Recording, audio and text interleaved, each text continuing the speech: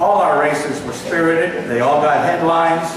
They all got a little hot occasionally, but they all ended up with candidates who recognized how important it is for our nominees to be successful in November. The Senate race certainly was no exception.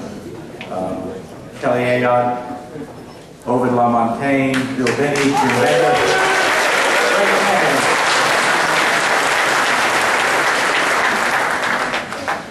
We really have to understand how crucial it is that the senator that follows Judge Reagan that seat be a Republican.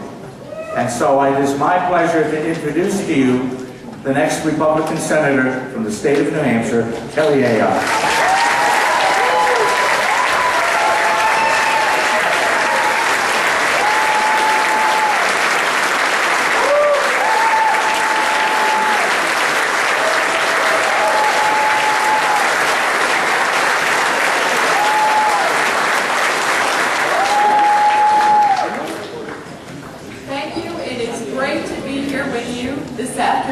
This morning. And what a great time to be a Republican, huh? Yeah.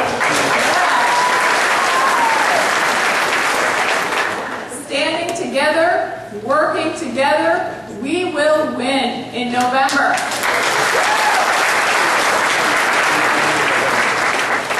I ran against some great candidates in this primary, and no one knows that better than me.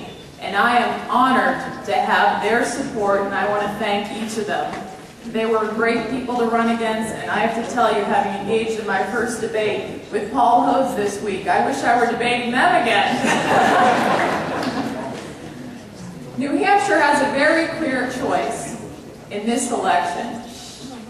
And New Hampshire voters, really, when it comes down to, when you think about the differences, what we stand for as the Republican Party and what the Democrats stand for, it's nothing short of the future of our country that is at stake.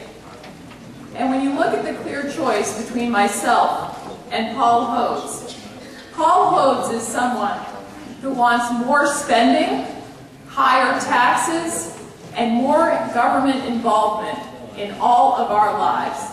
That is Paul Hodes' view on the world. He's voted with Nancy Pelosi 94% of the time. 94%. And to me, that's 94% too often.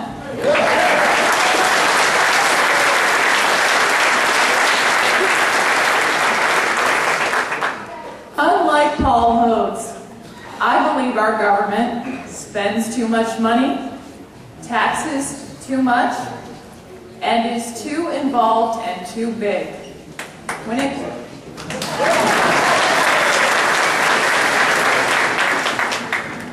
And we all appreciate here that Democrats like Paul Hodes in Washington are taking the absolute wrong approach for our country.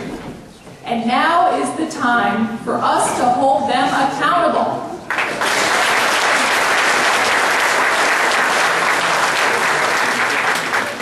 Now, all of you who followed our primary very closely, of course, know that Paul Hodes does not want to run against me.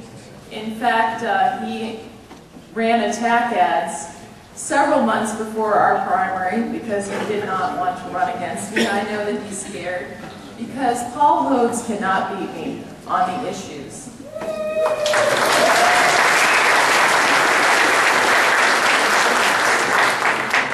He voted for the pork-laden stimulus package, and he was wrong.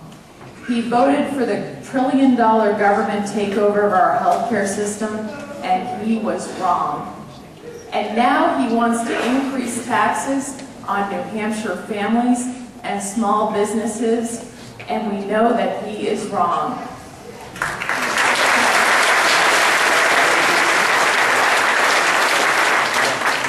Well, to take a line from law enforcement and baseball, Paul, 3 strikes and you're out.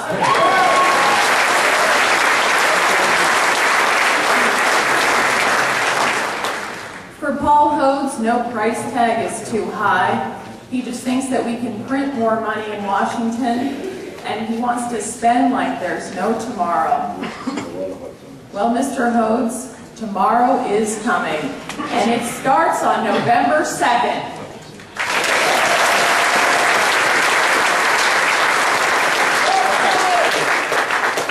When Paul Hodes was elected to Congress, he said, just like Nancy Pelosi, that he was going down to Washington to drain the swamp. We all heard that, didn't we? But all he did in Washington was feed the alligators. And when he fed them and continued to feed them, all they did was take bigger bites out of every one of our paychecks and your paychecks.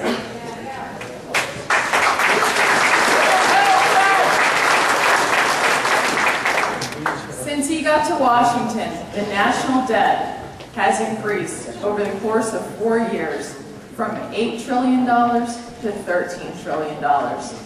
Our deficit has increased an eye-popping 525%, burdening our grandchildren and our children with a debt that they will have to repay. That is Paul Hodes' legacy as a congressman for New Hampshire and for our country, and it has to stop now.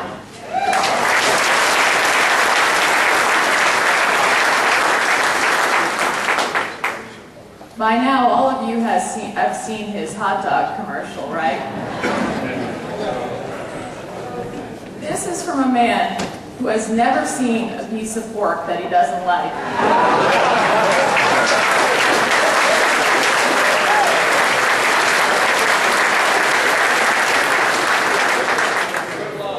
Seriously.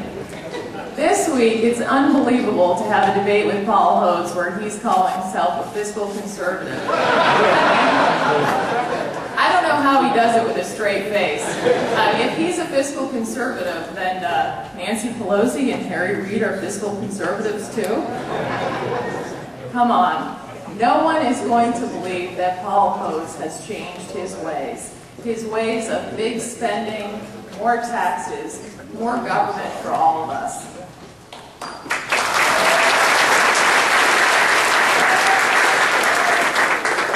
We have all seen him as our congressman.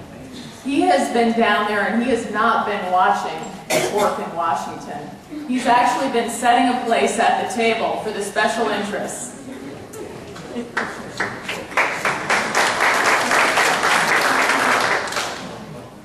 Well, I have one thing to say to Paul Hodes, and I know all of us here today feel that. Enough.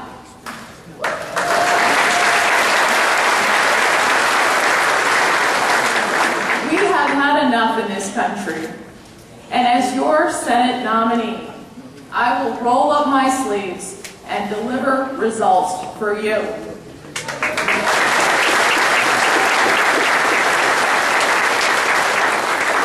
The time has come to send a message to Washington politicians like Paul Hodes. You've had your chance, and you have absolutely failed us.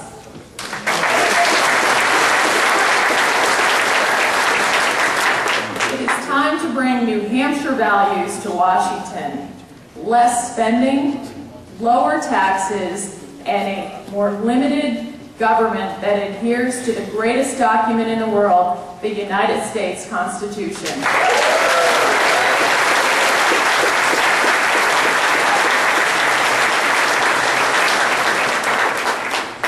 I ask each of you here today to join in this fight. Make no mistake, this will be a fight until November 2nd and beyond for the greatest country in the world. But there is so much at stake. What is at stake is freedom, liberty, our Constitution, the values that have made our country great. Let us join together and go forward, and on November 2nd, we will win up and down this ticket and make sure that we return New Hampshire and the United States of America to the core values that have made us great. Fiscal responsibility, a more limited, more accountable government, and one that adheres to the United States Constitution.